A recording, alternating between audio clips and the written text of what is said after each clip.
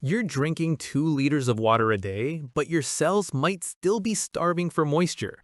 It sounds like a total contradiction, doesn't it? We've been told our whole lives that as long as we hit that 8 glasses a day goal, we're doing great. But the truth is much more complex.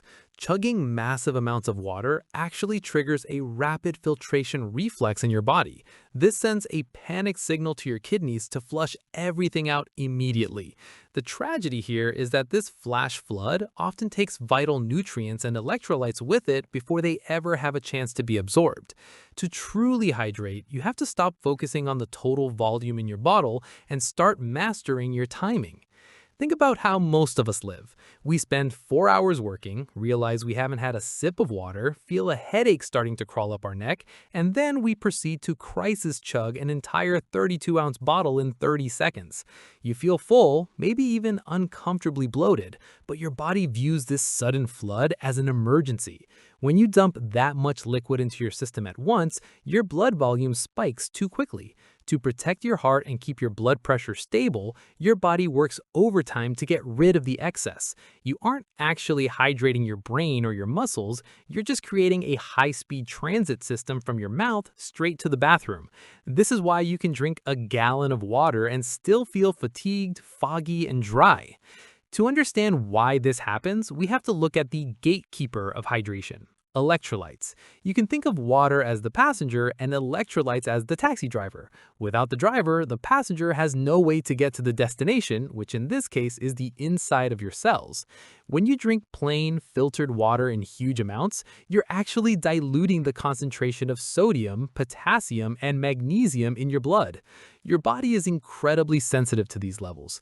If your sodium levels drop too low because you flooded your system with plain water, your brain starts to swell and your energy levels crash. This is why some people feel more tired after drinking a massive amount of water. You aren't just thirsty, you are mineral deficient. This brings us to a secret that most hydration gurus forget to mention: the power of high-quality salt. Now, I'm not talking about the processed table salt you find at a fast food joint. I'm talking about mineral-rich sea salt or Himalayan pink salt. If you add a tiny pinch of this salt to your morning water, you're essentially giving that water a passport to enter your cells. The sodium helps the water cross the cell membrane. Without that mineral presence, the water stays in your extracellular space, the area around your cells, which leads to that puffy, bloated feeling in your face and ankles rather than actual energy in your muscles. We also have to address the caffeine paradox. Many of us start our day with coffee or tea. For years, people said caffeine was a diuretic that dehydrated you, but that's not entirely true. It's more about the timing. If you drink coffee on an empty, dehydrated stomach first thing in the morning, you're sending a signal to your body to ramp up filtration before you've even established a baseline of moisture. This is why that morning cup often leads to an immediate trip to the bathroom.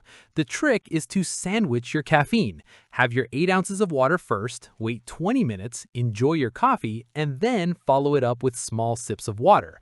This prevents the caffeine from bullying the water out of your system too quickly.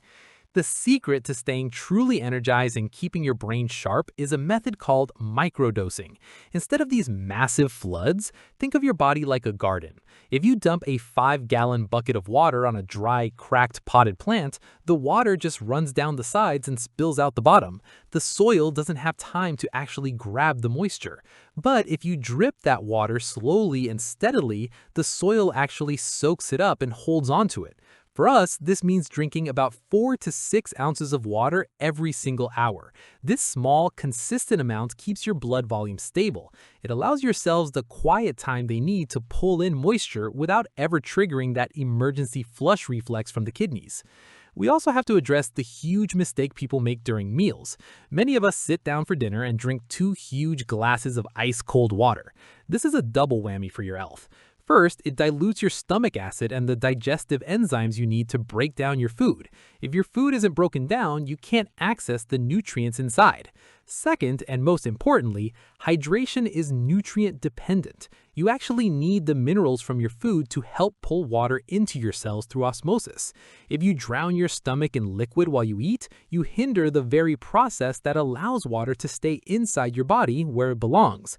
The golden rule is to drink the bulk of your water 30 minutes before you eat, or wait about 2 hours after a meal to start sipping again. To take your hydration to the next level, you need to start eating your water. This sounds strange, but it's the ultimate hydration hack. Raw fruits and vegetables like cucumbers, bell peppers, celery, and melons aren't just water. They contain what scientists call structured water. This water is trapped inside a matrix of fiber and minerals. Because the water is physically bound to these nutrients, your body processes it much slower than it does a glass of plain tap water. This creates a natural time release effect. Instead of a sudden spike in hydration that disappears in 20 minutes, eating high water content plants keeps your brain sharp and your skin glowing for hours after you've finished your snack. It's like installing a slow release watering system inside your own body. Let's talk about the nighttime trap. We've all been there. You realize at 8 p.m. that you've only had 2 glasses of water all day. To make up for it, you chug half a gallon before bed. All this does is ensure you'll be awake at 3 a.m., ruining your sleep cycle. Sleep is when your body does its deepest cellular cleaning. If you are constantly waking up to use the bathroom, you are interrupting the glymphatic system, the process that washes toxins out of your brain. To avoid this, front-load your hydration. Drink 70% of your daily water before 2 p.m. By the time the sun goes down, your body should already be saturated, allowing you to just take tiny sips in the evening to keep your mouth moist without overloading your bladder. Now, let's look at your daily rhythm. Most people wait until they're thirsty to drink, but by then, you're already behind. Thirst is actually a late-stage signal. By the time your brain tells you that you're thirsty, you've already lost about 1 to 2% of your body's total water content. That might sound small, but it's enough to cause a 10% drop in cognitive function. You should start your day with a large glass of water right when you wake up. You've just spent 8 hours losing moisture through your breath and skin while you slept, so your system needs to repressurize. But once that first glass is down, switch immediately to the slow drip method. Keep a small glass or a marked bottle on your desk and take just 2 or 3 sips every 15 minutes.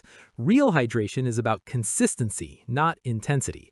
If this microdosing and the salt trick changed the way you look at that water bottle on your desk, make sure to hit the like button. It really helps the channel reach more people who are tired of feeling dehydrated despite drinking a gallon a day. We're all about these small, science-backed shifts that make a massive difference in how you feel. Go ahead and subscribe and turn on those notifications so you don't miss our next deep dive into optimizing your daily habits.